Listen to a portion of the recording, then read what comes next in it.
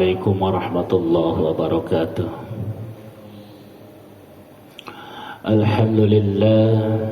الحمد لله الذي أرسل رسوله بالهدى ودين الحق ليظهره على الدين كله وكفى بالله شهيدا. أشهد أن لا إله إلا الله وأشهد أن محمدا عبده ورسوله لا نبي بعده. اللهم صل وسلم وبارك على نبينا وحبيبنا ومولانا محمد وعلى آله وصحبه أجمعين. اللهم افتح لنا حكمتك وانصر علينا رحمتك وأنزل علينا ببركتك وعلمنا من لدنك علما نافعا يا ذا الجلال والإكرام. أما بعد. Ikhwatal iman jamaah bapak-bapak yang dirahmati Allah subhanahu wa ta'ala, bersyukur pada Allah pada malam hari ini Allah senantiasa memberikan kita keistiqomahan untuk senantiasa sholat berjamaah dilanjutkan dengan ta'lim. Semoga Allah subhanahu wa ta'ala selalu memberikan kekuatan kepada kita untuk merengkuh kebaikan. Semoga Allah senantiasa memberikan kita kesabaran untuk bisa meninggalkan kemaksiatan. Yang kedua, salawat dan salam senantiasa kita sampaikan kepada qudwah kita, uswah kita Rasulullah sallallahu alaihi wasallam. Semoga kesejahteraan, rahmat, ta'zim senantiasa kepada Rasulullah sallallahu alaihi wasallam beserta keluarga dan para sahabatnya, amin ya rabbal alamin. Melanjutkan kajian kita bab tentang menjaga apa yang diperintahkan oleh Allah melalui Rasulnya. Allah subhanahu wa ta'ala mengajarkan kepada kita semuanya itu berproses, semuanya melalui wasilah, semua melalui perantara, termasuk ketika menyampaikan risalah melalui perantara Rasulullah sallallahu alaihi wasallam. Risalah Allah sampaikan dalam bentuk kalimat, kemudian kalimat itu disampaikan kepada Rasulullah sallallahu alaihi wasallam, tidak dibisikkan kepada semua orang. Jadi perintah-perintah agama itu Allah subhanahu wa ta'ala turunkan melalui Rasulullah, kekasihnya, tidak pada orang per orang. Artinya nggak pernah kita dibisiki oleh Allah, Pak Haji sholat duhur 4 rakaat begitu, enggak. Jadi melalui wasilah, melalui sebab Rasulullah sallallahu alaihi wasallam, maka agama itu nasihat, yang nasihat itu dituangkan melalui kitab, yang kitab itu diturunkan kepada nabinya, baru kepada kita semuanya. Oleh karenanya barang siapa yang mengikuti apa yang dilarang oleh Rasul, berarti dia mengikuti apa yang dilarang oleh Allah. Barang siapa yang mengikuti apa yang diperintahkan oleh Rasul, berarti dia mengikuti apa yang diperintahkan oleh Allah subhanahu wa ta'ala. Dan Rasulullah sallallahu alaihi wasallam Allah ciptakan lebih dahulu daripada Nabi Adam alaihissalam. Namanya sudah tertulis. Bahkan suatu ketika dalam riwayat Imam Ahmad, laula Muhammadun ma khalaqtuka. Kata Allah mengatakan kepada Nabi Adam, laula Muhammad, kalau bukan karena Muhammad, aku tidak akan menciptakanmu Adam. Seandainya Rasulullah SAW tidak diciptakan oleh Allah, maka Allah tidak akan menciptakan manusia, karena Rasulullah adalah kekasihnya. Dan apa yang diperintahkan oleh Rasul adalah manifest daripada apa yang diperintahkan oleh Allah Subhanahu wa taala. Jamar mata Allah Subhanahu wa taala dan perintah Allah Subhanahu wa taala kepada Rasul itu pasti mempunyai kebaikan. Yang kebaikannya itu adalah untuk menjaga kita manusia agar tetap dalam keadaan mulia. Ketika seseorang hendak merengkuh kemuliaan, keselamatan dunia dan akhirat, maka hendaklah dia selalu mengikuti apa yang disampaikan oleh Rasulullah SAW, yang dilarang tinggalkan, yang diperintah lakukan. Insya Allah dia selamat. Karena agama adalah jalan keselamatan. Di dalam agama diatur dengan aturan. Aturan adalah merupakan sesuatu yang menjadikan manusia tetap dalam keadaan mulia. Wa ma atakum, yang diperintahkan oleh Rasul lakukan. Yang diperintahkan pasti mengandung kebaikan. Yang diperintahkan pasti menjadikan kita selamat.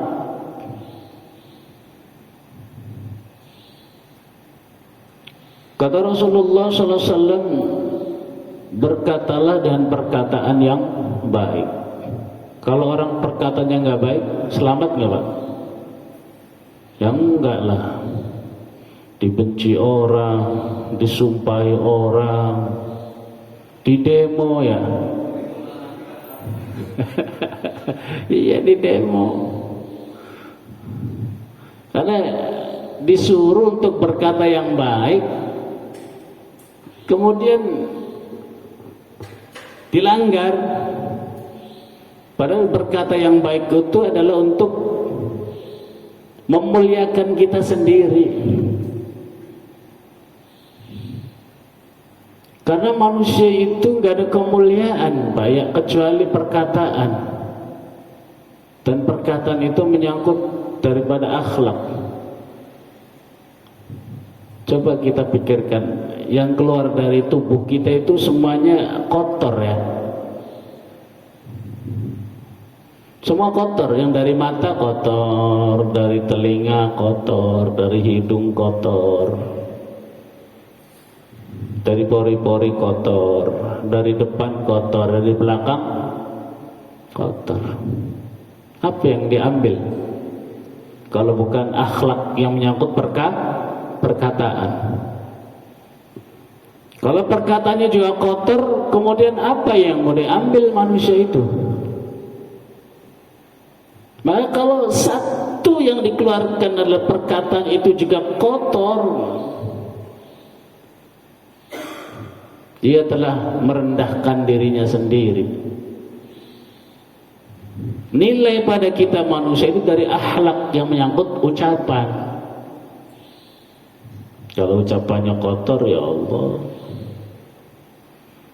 Maka Rasulullah SAW, orang yang berkata dan perkataan yang kotor menyakitkan orang lain, menyakiti orang lain, entah apa alasannya, entah alasan demokrasi, entah alasan apa,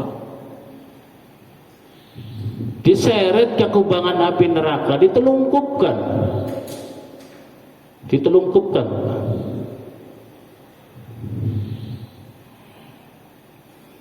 Ini konsekuensinya. Maka Rasul melarang. Rasul memerintahkan itu selalu berkata dengan perkataan yang baik, sebab kalau tidak baik kita tidak punya nilai, karena semua yang dikeluarkan manusia kotor. Ya Allah ucapannya kotor. Nih, kayak contoh Pak Gerung ya, ini jigongnya kotor nggak? Kotor. Beletnya kotor. Isi telinga kotor. Isi perut keluar kotor. Ucapannya kotor. Apa yang mau diambil? Tuh. Maka dilarang oleh Allah Subhanahu wa taala oleh Rasul. Apapun alasannya. Coba apa Gerung itu tolol apa itu ya yang lagi viral ya. Iya, yang diambil apanya? Beletnya kotor, ininya kok ucapannya juga kotor.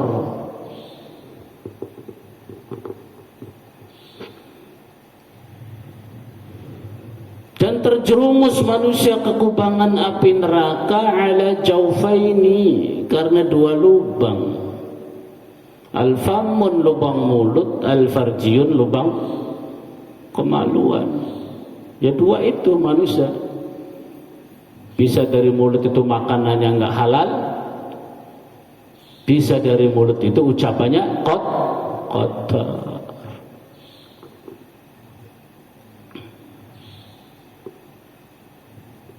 Nggak selamat Pak, di demo lah.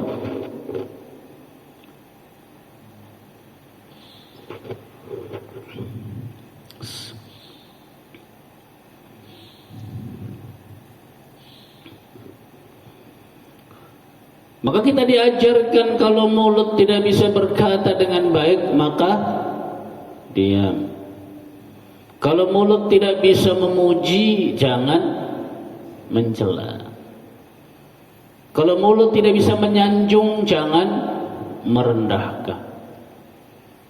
Kalau mulut tidak bisa membuat aman jangan membuat gaduh. Karena kegaduhan itu membuat banyak urusan pada makhluk yang lain. Kalau mulut tidak bisa membuat orang tersenyum, jangan bikin orang jadi menangis. Kalau mulut tidak bisa membuat orang bahagia, jangan buat orang jadi resah. Kuf alaika hadza, jaga kata Rasul. Sebab banyak ditelungkupkan ke kubangan api neraka, diseret illa hasaitu alsinatihim, gara-gara mulut. Dan Rasulullah SAW adalah kekasih Allah yang tidak pernah berkata kata kotor. Perkataannya lembut.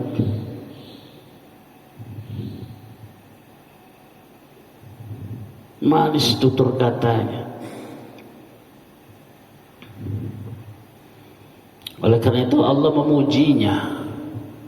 Allah memuji dengan kalimat innaka la'ala khuluqin azim. Itu kau punya akhlak yang agung ya Rasul. Allah memuji makhluknya.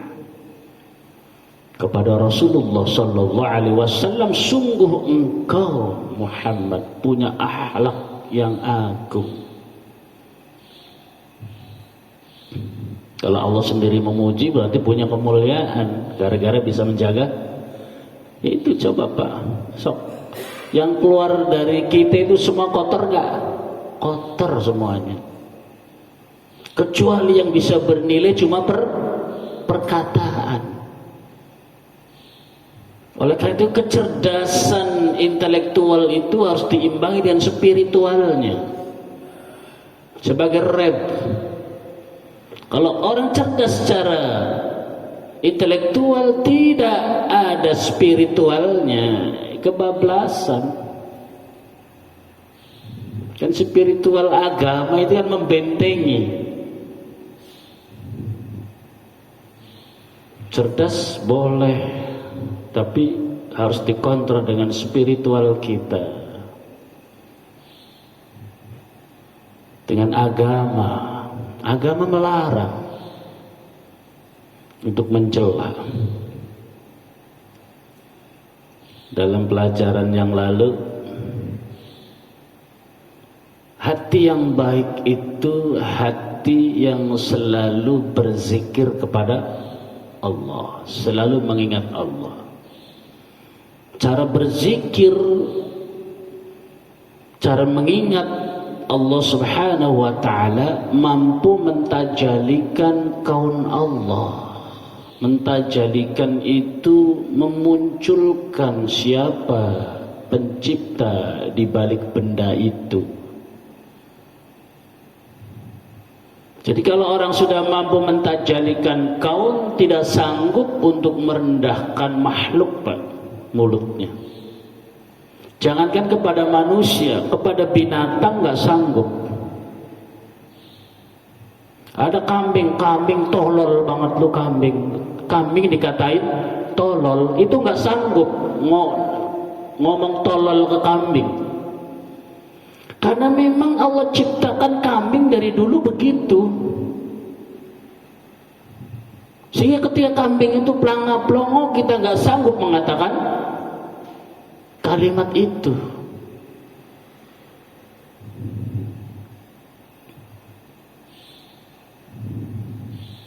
Monyet itu dari dulu begitu. Ya kalau makan kiri kanan ya. Iya kiri kanan.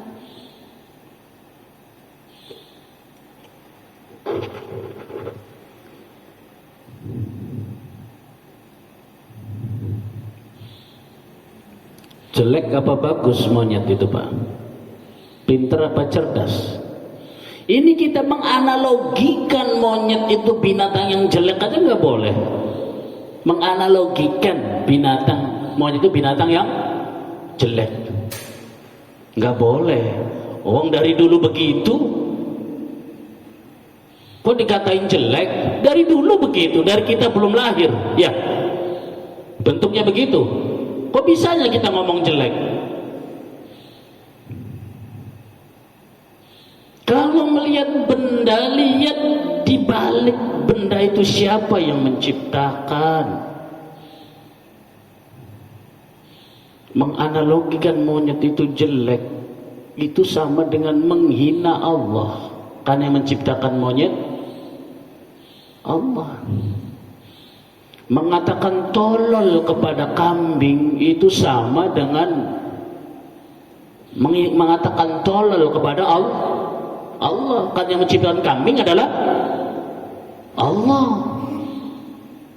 Dari dulu kambing begitu, dari bapak belum lahir kambing begitu, nggak ada yang sekolah. Wajar kalau nggak punya akhlak, pelanga-pelongo, nggak ada pikirannya, emang begitu. Tapi nggak boleh dikatain. Kalau mengatakan kambing itu tolol sama dengan nololin Allah, Pak. Na'udzubillah. Apalagi menganalogikan monyet binatang yang jelek itu disematkan kepada saudaranya. Lu kayak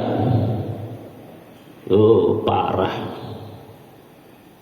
Bagaimana ini kok orang seperti ini? Ngajinya itu bagaimana gitu loh, ngaji hatinya. Wong menganalogin monyet itu jelek aja nggak boleh. Apalagi menganggap monyet jelek disematkan kepada saudaranya.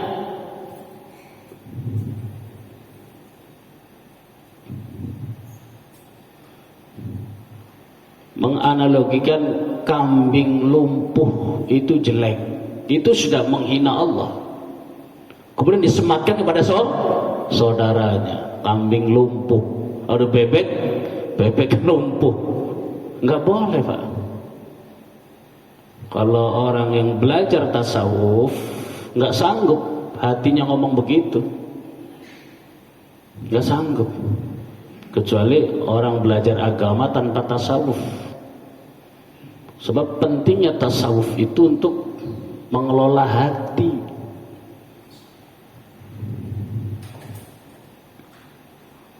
Ngomong jelek sama kecoak aja nggak boleh. Sama kecoak, sama cicak nggak boleh. Cicak tolol. Memang dari dulu cicak begitu. Sebelum kita lahir.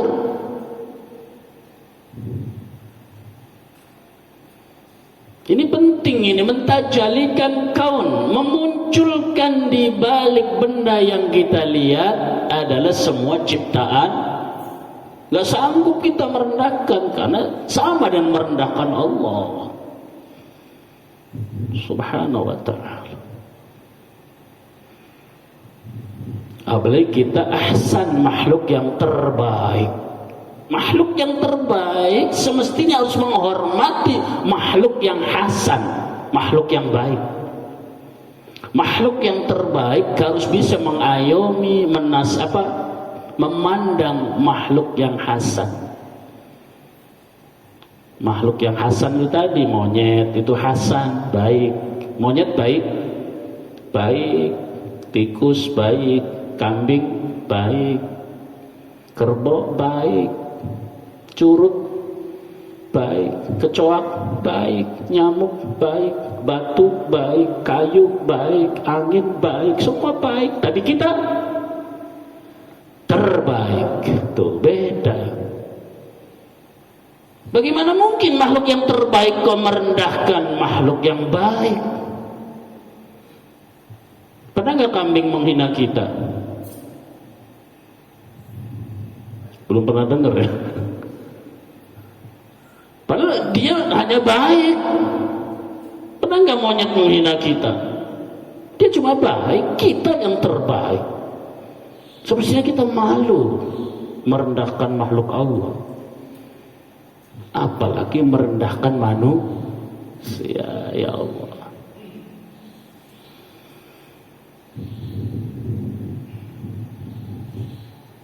Ini kecerdasan intelektual wajib diimbangi kecerdasan spiritualnya, agamanya. Sebab agama itu yang mengontrol manusia. Ya. Orang cerdas tanpa dikontrol dengan agama, ya seperti binatang, Pak. Seperti binatang.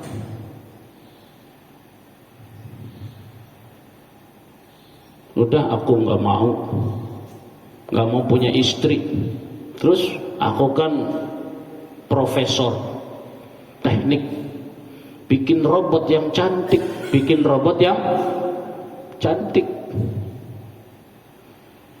Jadi istrinya dia bikin sendiri berupa robot. Bahannya sama kayak manusia, dagingnya kenyal-kenyalnya begitu, Pak. Bisa. Tulangnya itu kan kabel-kabelnya, tapi dibungkus.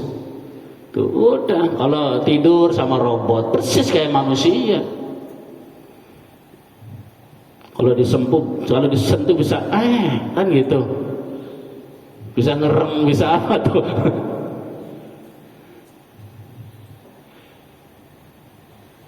Karena robot nggak ngasih makan, nggak punya keturunan tuh. Itu kecerdasan yang tidak diimbangi dengan agama. Banyak sekarang, orang nggak mau punya istri, maunya sama robot. Istrinya robot. Kayak manusia, bisa mendesah, bisa apa, sama. Tuh. Lebih praktis, lebih efisiensi, bilangnya begitu. Tinggal nyari duit yang banyak. Kalau sudah tua, hidup di panti asuhan, bayar. Nih, aku punya duit sekian miliar, dibayar buat nitip badan di panti jompo, bayar. Begitu caranya.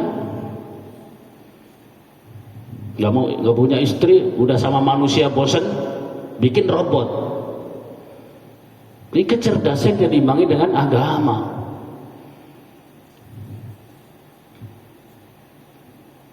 Kalau gagal, kecerdasannya nggak ada, nggak bisa ngumpulin duit, ada tempat bunuh dirinya, ada tempat bunuh diri. Tuh ada. Mau tahu tempatnya, Pak? Tempat bunuh diri di Jepang ada begitu, kehidupannya begitu. Ya, kalau masa mudanya gagal ngumpulin duit, kerja ini gagal, udah ada siapin tempat bunuh diri. Kalau nggak gagal banyak duit, foya-foya apa, istrinya jadi robot dan lain sebagainya. Ya manusia, ya robot, istrinya ganti-ganti.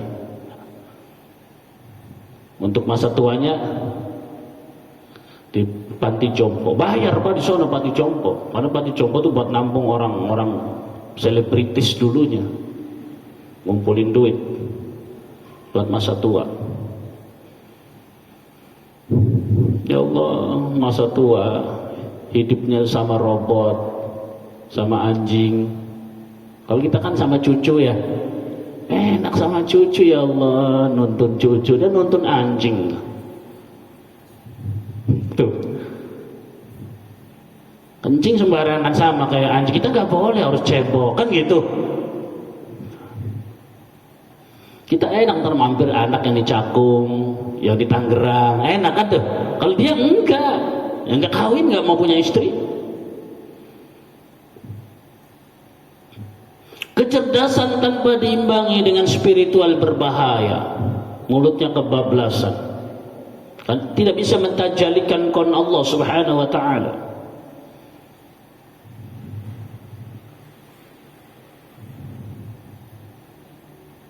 Bahkan dengan cerdasan orang bisa bikin Ka'bah, bikin Masjidil Haram. Tempatnya nggak usah di sono, di Perumnas 3 bisa. Bisa nggak? Bisa Pak, bisa. Ini Harin Jaya semua dibebasin. Berapa kelurahan dibangun Ka'bah persis kayak aslinya. Kurang luas dibebasin lagi setambun. Dibikin masjid kayak di Mekah persis. Masjidil Haram bisa. Apa yang nggak bisa? Batu-batunya dari sono didatangkan bisa. Pasir-pasirnya bisa. Disetting anginnya bisa.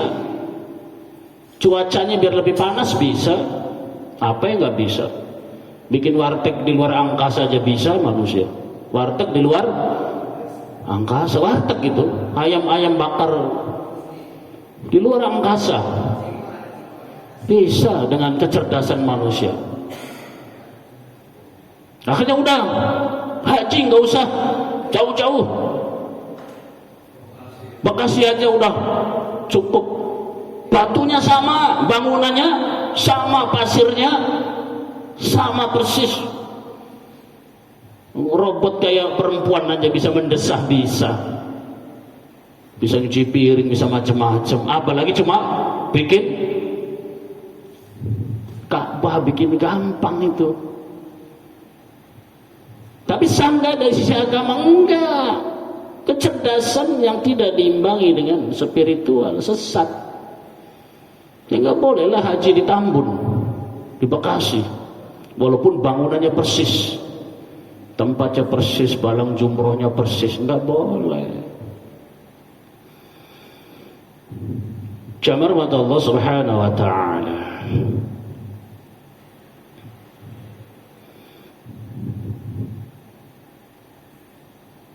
Yang diperintahkan oleh Allah Subhanahu wa taala pasti manfaatnya banyak, dan perintah itu melalui wasilah Rasulullah sallallahu alaihi wasallam. Dan yang dilarang melalui nabinya pasti mudaratnya banyak.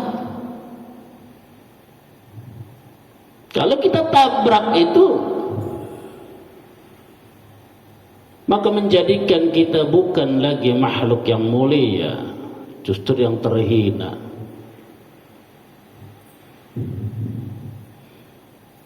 Jamar mata Allah Subhanahu wa taala. Dalam surat Al-Fatihah, alhamdulillah, segala puji bagi Allah. Bagaimana Allah memuji makhluknya ya Allah, dengan kata-kata yang baik, dengan pujian yang baik. Ini mencontohkan kepada kita agar kita selalu berkata dalam perkataan yang baik. Allah memuji dirinya, jangan mengapa, karena Allah adalah penguasa, Rabb. Allah memuji dirinya. Kalau kita memuji diri kita, ya nggak boleh kalau kita. Namanya ijadu binafsi. Maka salasatun muhlikatun. Ada 3 yang membuat kita itu binasa. Yang pertama adalah ijadu binafsi, bangga pada diri, selalu memuji diri. Itu alamat. Orang yang bangga memuji dirinya itu alamat. Memuji nasab aja sekarang sudah alamat ditinggalkan. Memuji, mengagungkan nasab.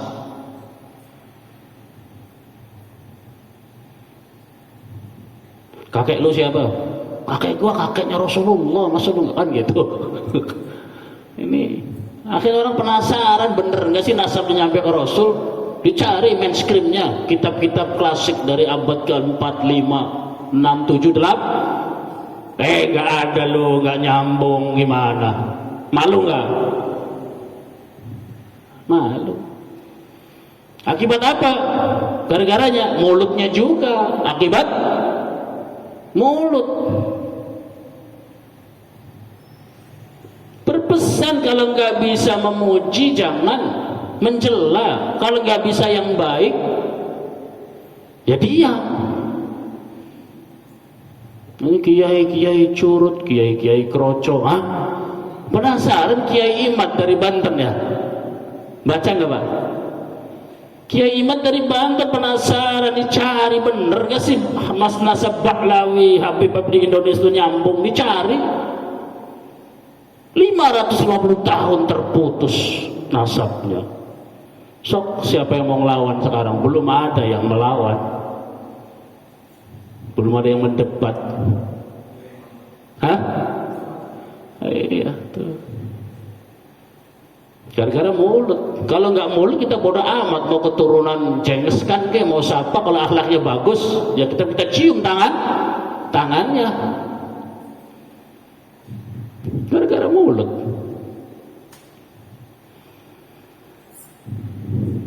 Sebab yang bisa membanggakan hanya Allah. Qadim ala qadim. Zat yang kekal memuji pada zat yang kekal. Kalau kita memuji diri sendiri gak bisa. Bangga pada diri rusak. Salasun muhlikatun, ada 3 yang membuat manusia rusak. Ijadu binafsi, bangga pada diri, bangga pada nasab. Sehingga bangga pada nasab, kalimatnya gak terkontrol. Ketika gak terkontrol, gak semuanya orang bodoh.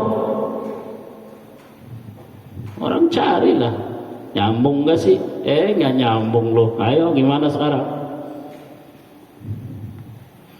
Tapi kalau kalimatnya baik, akhlaknya baik, mau nyambung mau enggak, kayak kita tetap takzib.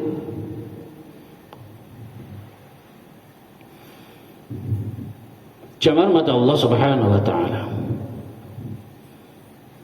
Allah memuji makhluk seperti memuji Rasul tadi, bahkan memuji orang yang hatinya bersih. Di akhirat nanti orang yang hatinya bersih dari kotoran hati dipuji oleh Allah. Ya ayyatuhan nafsul mutmainnah, jiwa-jiwa yang bersih, yang tenang, yang tentram, yang adem, yang sejuk. Jiwa-jiwa yang tentram itu jiwa yang tidak ada kotoran. Kalau bersih kan kita tentram Pak. Di rumah kita bersih tentram, kalau hati kita bersih tentram. Maka sering kita berdoa, Allahumma sallim qulubana min sifatil kibriyai warriyai wal ujbi was sum'ati wa su'i dhanni wan namimati wal ghadabi. Ya Allah, selamatkan hati saya, hati kami dari sifat sombong, sifat benci, sifat riya, sifat sum'ah, sifat marah, sifat adu domba. Ini karena nanti di orang masuk surga itu harus bersih hatinya dari itu kan.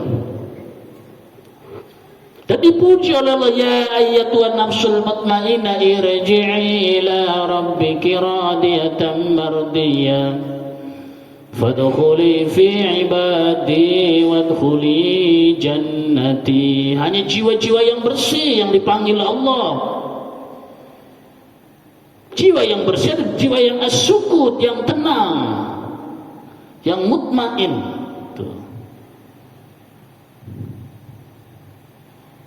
Kalau ngeres itu kan nggak tenang, ngeres, tahu ngeres? Ya, apa aja kalau makan ada batunya ya nggak tenang, kan gitu. Apa aja, duduk lantainya kotor ya nggak tenang, piring ada kotorannya makan nggak tenang. Tuh,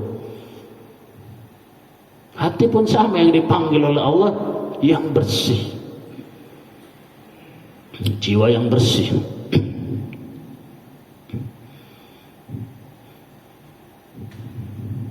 Allah memuji kepada kita.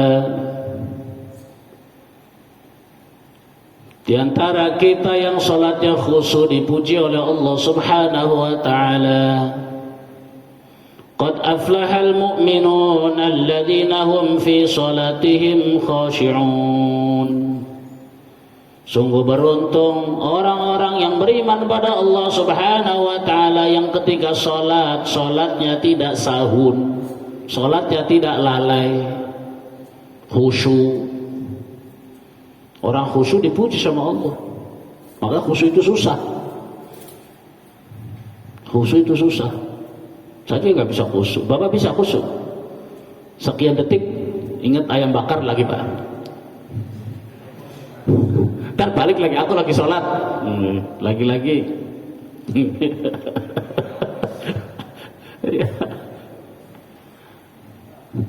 Dipuji oleh Allah, dan Allah memuji makhluknya. Kenapa kita nggak memuji makhluk, mencela, merendahkan? Allah memuji makhluk. Masih mau mencela monyet lagi, Pak? Mencela kambing tolol, gitu. Jangan, naudzubillah, nggak boleh. Memang dari dulu begitu.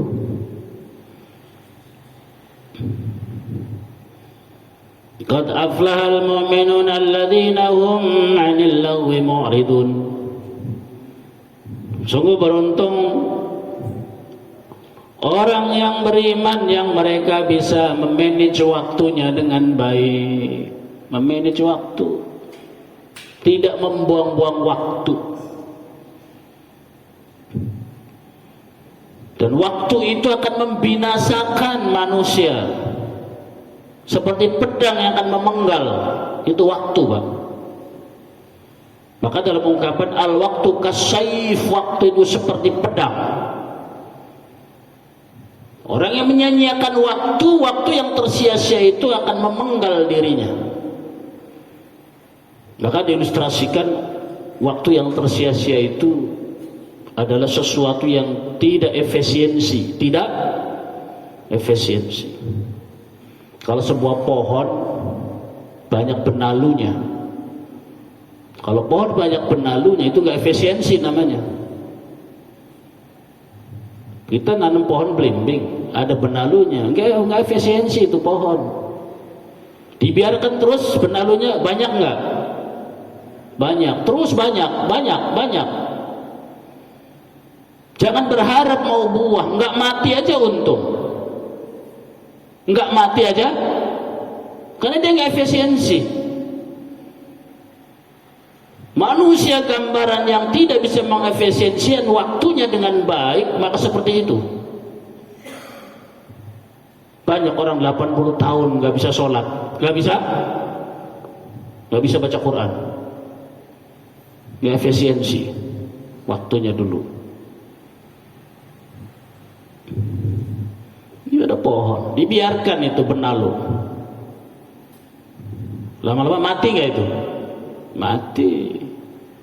Kasayif, seperti pedang kalau manusia itu waktu benalu, waktu yang nggak perlu buang. Maka selalu jam sekian saya di sini, jam sekian di sini, jam sekian saya harus begini.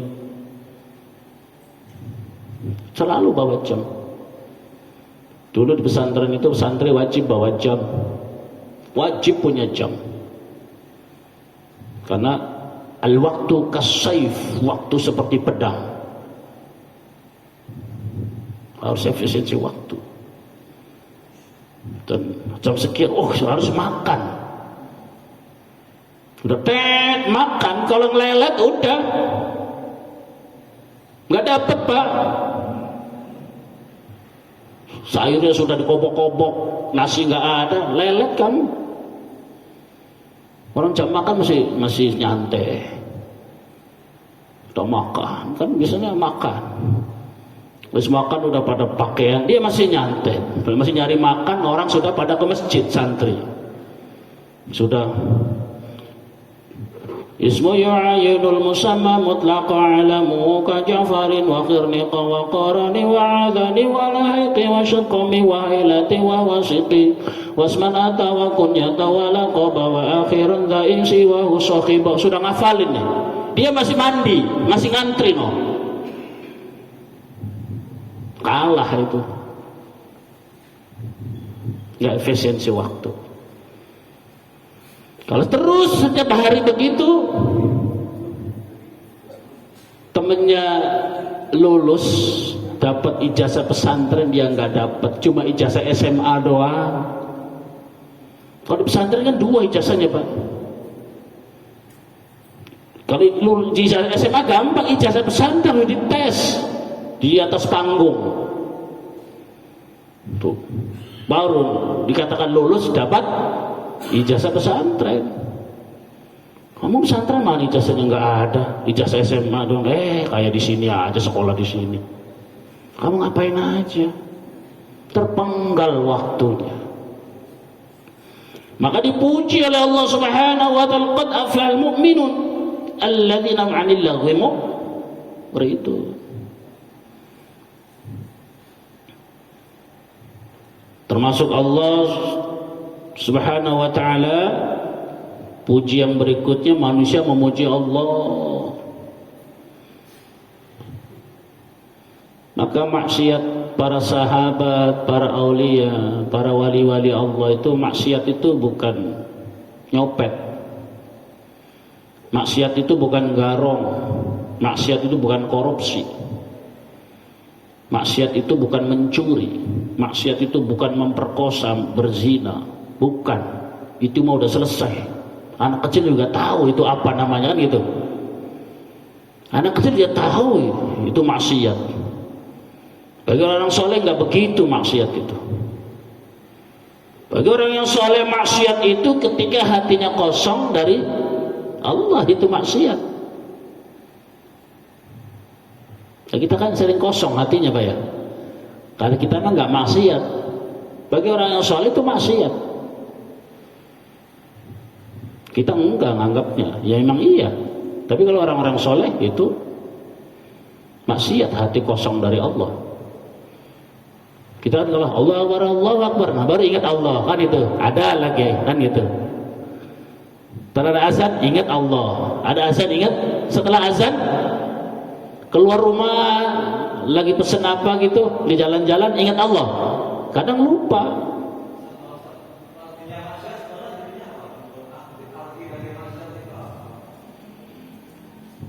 Maksiat itu sesuatu yang dilarang oleh Allah Subhanahu wa taala, namanya maksiat. Ini pada makom orang-orang yang mulia, maksiat itu gak cuma itu, tetapi lebih dari itu hatinya lalai kepada Allah, termasuk maksiat. Itu hebatnya. Maka selalulah memuji Allah Subhanahu wa taala agar hatinya tidak kosong dari Allah. Maka orang thariqat yang zikirnya ngomong tapi hatinya berzikir, bisa mereka Pak. Kita gak bisa.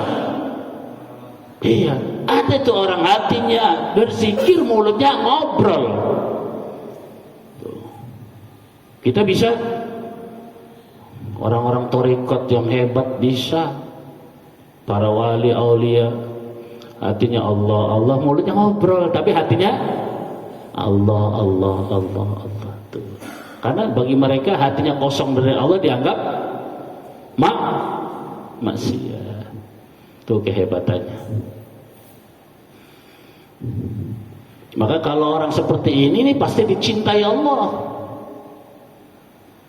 Kalau orang dicintai Allah, dia mau minta apa pasti Allah kasih, Pak. Dimudahkan jalan hidupnya mereka karena kekasihnya Allah Subhanahu wa taala.